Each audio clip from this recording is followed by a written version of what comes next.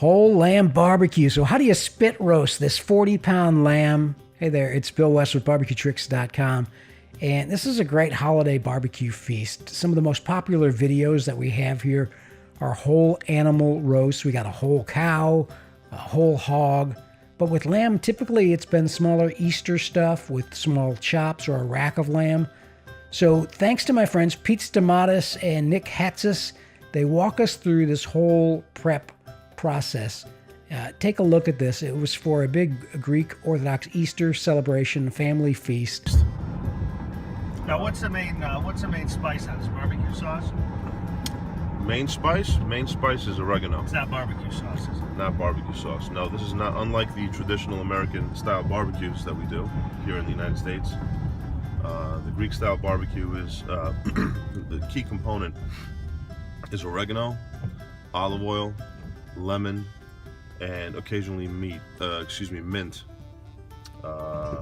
Make up the key components to the dressing or the marinade, as you'd say. We're in the kitchen of the Koskinas family. They're going to help us get the lamb on the stick. Dino? Yes. Tell us what you're doing here, buddy. The first thing is we're going to stick the pole through the back end. Yeah. This poor lamb never thought life was going to be this way. And we got to line these two up with the legs, but before we do that, we're going to have to stick it through the throat here. There's a little slot. If you stick your finger, anybody can do it. You'll see it. And what we want to do is try and go through the head with this, so we crack it.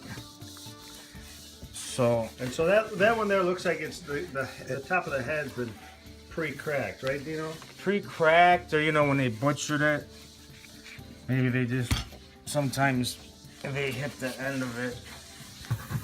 It's a sharp knife. Watch your fingers, man. That's against you right there, fellas. Oh, Go. now it's coming. Go ahead, Stan. Do it, Stan. Okay. Okay, now You get Hadzin in the mix. now we're gonna flip her over, try and even her out so we can get the back legs. Right in the meat there, right? Okay. Right in the legs. Approximately how much you're gonna pay for this lamb? You got to figure out where to get it first. A butcher can help you. There's a bunch of places online. Online, probably kind of expensive. A 50-pound lamb, they said, would run about $275 plus about a $75 processing fee. So $350 for a lamb like this. You're gonna need a spit to cook on. Spit Jack is the king of these things. I'll put a link to their model CX855, which can handle up to a 55-pound lamb or even a hog. It's a nice one. And otherwise, you can rent a spit from some rental companies. But a hog would take a lot longer because you're cooking the hog to a hotter internal temperature so you can pull it apart. But with this, expect about a 4 to 5 hour cooking time. It all depends on the wind, the weather, and this spit here that we're using has a closed-in back, so it'll cook a little bit hotter than one that is totally open, maybe like this one here. Okay, so now the bracket is in, and now you need the screws. There should also be a bracket piece, right? Mm-hmm. Where's that bracket? Screw that one. Get on the. Okay, we're good. We want to make sure this hook is here is lining up with the pole. This is bracket number 2. Bracket number 2. It's a little bit trickier in the. Okay. Okay. How's the other one? It's coming. Okay. I let happen. Yeah, we're gonna stick our hands. This is from Colorado, grass-fed. Those are the best, they say. The best. Certified organic. How big is it? It's a 40-pounder. That's a big one. It's a big one, but it's a baby. You know how a you good can tell a lamb's a baby? Not by the size. You could have a lamb that's this small and be only 30 pounds, but by the teeth. Oh.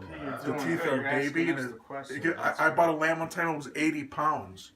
It was baby. It was a baby. You can tell by the teeth. Baby huge. But one time, a long time ago, my cousin in Greece, he has Hey, 1,000.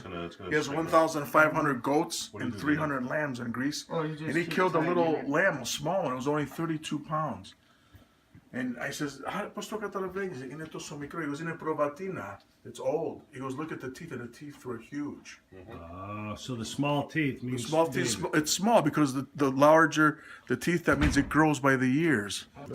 All right, so small teeth. Small teeth means baby lamb. Underneath. Yeah. One thing to watch out for is when you secure the lamb on the spit, you're going to want to get it really secure so there is no wobble at all. You can use the twine or some rope, but make sure you're using cotton twine or cotton rope, not the plastic stuff that could melt. And then when you mount it up there, start with the lamb on the highest setting and lower it occasionally through the cook until the last 30 minutes, where you lower it all the way to the bottom to crisp the skin not up going nowhere. It's nicely. not going It's not anywhere. going nowhere. That's the important thing. So this is the spit where the lamb is going to be made. We got the coals going. The coals are going a little slower than we like. So this is an ancient Greek technique to get your coals going. Go ahead. It's called the Bisolaki. The Bisolaki effect.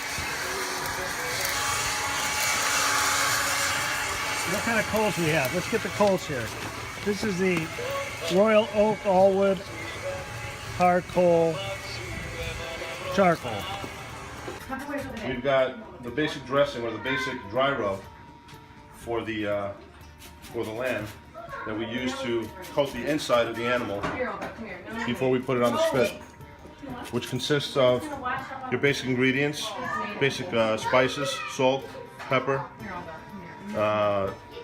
garlic powder, oregano, dried mint, and we tend to like a little bit of lemon zest and orange zest in our dry rub. And what we'll do is we'll utilize half of this on the animal, dried, and then we'll save half of this for the olive oil dressing that we'll use to baste the animal. What you want to do is you want to hand mix this. This is another Nick. We Everybody gotta- working on the lamb is named Nick. Gotta get this puppy ready and tied up. Ella. What are you doing there, guys? We are dressing the animal. We are putting the dry spice rubs in there, Along with what? along with a stick of Land O'Lakes made in Chicago butter. Okay, so the spices have gone in. They're inside the animal. There it is. And now we're closing it up using the. Nick here is actually a doctor. Nick, what is the suture technique we're using? This is called the single-handed malakia technique. This single-handed technique. Okay, and we sew up the entire belly of the beast. So after a few hours of basting, you check the meat and you want it cooked to your liking. You probably shoot for internal temperature in the thickest part of the thigh, about 150 degrees Fahrenheit to 160 degrees Fahrenheit.